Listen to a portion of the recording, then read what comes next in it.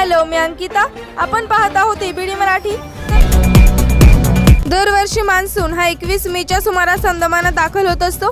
यंदा मात्र लवकरच मान्सूनसाठी अनुकूल वातावरण तयार झाले असल्याने मान्सून अंदमानात 2 दिवस आधी म्हणजेच 19 मेच्या सुमारास दाखल होणार आहे. अंदमानात यंदा 13 मेला रात्री उशिरा मान्सूनच्या हालचाली तयार होण्यास सुरुवात झाली होती. मग 14 मेला या हालचालींना आणखी वेग आला. यामुळे आता मान्सून अंदमानात 19 मेच्या सुमारास दाखल होऊ शकतो असे हवामान खात्याने म्हटले आहे.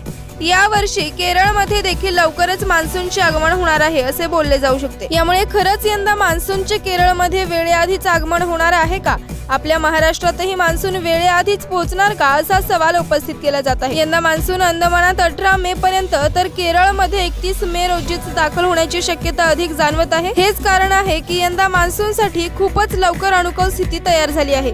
मान्सूनच्या वाऱ्यांचा वेग प्रचंड वाढला आहे.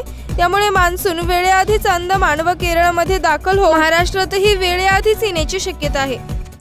असेच नवीन अपडेट पाहण्यासाठी आपल्या एबीडी मराठी चॅनलला सबस्क्राईब करा आणि बेल आयकॉन प्रेस करा.